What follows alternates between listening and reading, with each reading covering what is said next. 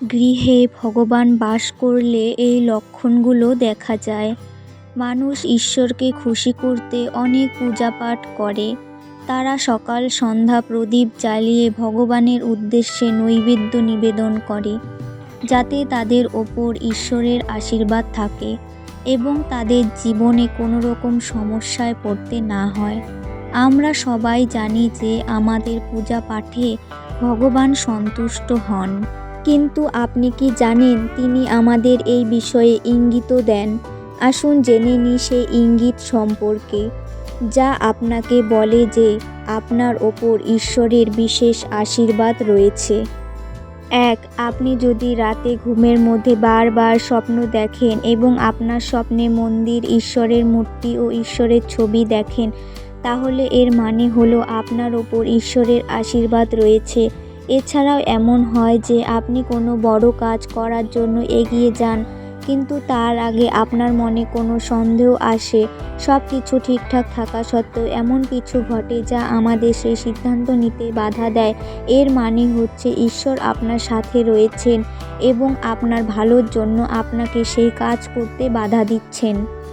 2. ধনী বা দরিদ্র যাই হোক না কেন, ঈশ্বরের আশীর্বাদ প্রাপ্ত লোকেরা সর্বদাই সম্মান পায়। এছাড়াও কেউ যদি কম পরিশ্রম করেও সফলতা অর্জন করে, তবে তা ঈশ্বরের কৃপার লক্ষণ। ঈশ্বর তাদের সকল সমস্যা থেকে রক্ষা করেন।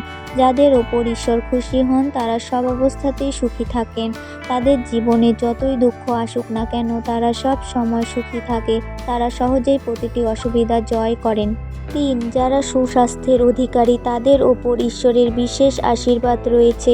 খারাপ স্বাস্থ্য শুধুমাত্র আপনার শরীরকে প্রভাবিত করে না, বরং অনেক আর্থিক ক্ষতিও করে। তাই যাদের শরীর সুস্থ তাদের নিজেদেরকে ভাগ্যবান মনে করা উচিত। এছাড়াও আপনি যদি উপযুক্ত জীবনসঙ্গী পেয়ে থাকেন, তবে এটিও শুধুমাত্র ঈশ্বরের কৃপায় সম্ভব।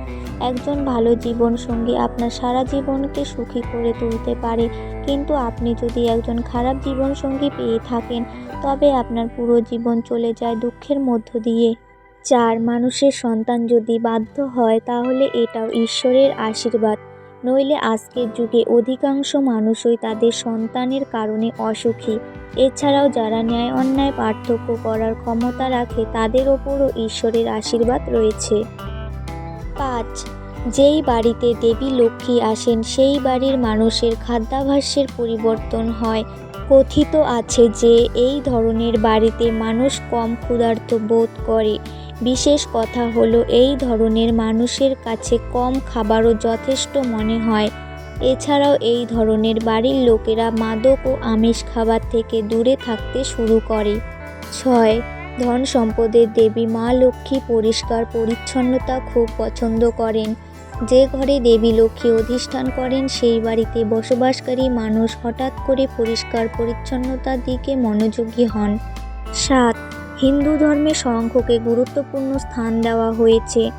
শুধু তাই নয়, শঙ্খধ্বনিকে অত্যন্ত শুভ বলে মনে করা হয়। তাই পুজো বা কোনো শুভ কাজে শঙ্খ বাজানো হয়।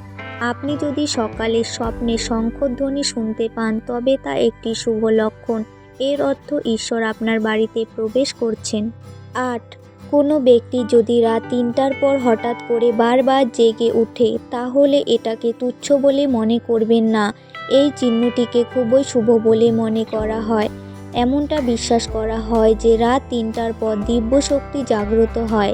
রাত 3টার পর দেবদেবীর কাছে চাওয়া বর কখনোই খালি যায় না।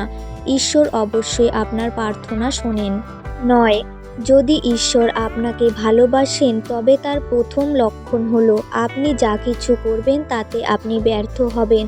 আর দ্বিতীয় লক্ষণ হলো আপনার নিজের ওপর যা আস্থা আছে তা শেষ হয়ে যাবে। ঈশ্বর যখন আপনার সাথে থাকেন, তখন আপনি সম্পূর্ণ একা বোধ করবেন। 10. পুজোর সময় বাড়িতে অতিথির আগমন ঈশ্বরের আশীর্বাদের লক্ষণ। অতিথি যদি উপহার নিয়ে আসে, তাহলে এটা স্পষ্ট লক্ষণ যে ভগবান আপনার পূজা গ্রহণ করেছেন। আশা করছি আপনাদের সবার ভিডিওটি ভালো লেগেছে। ভিডিওটি ভালো লাগলে ভিডিওটিতে একটি লাইক দিয়ে কমেন্টে হরে কৃষ্ণ লিখতে ভুলবেন না এবং পাশাপাশি চ্যানেলটিও সাবস্ক্রাইব করে দিবেন এবং প্রিয়জনদের ভিডিওটি শেয়ার করে দেবেন। আপনারা সবাই ভালো থাকবেন, সুস্থ থাকবেন। ধন্যবাদ সবাইকে।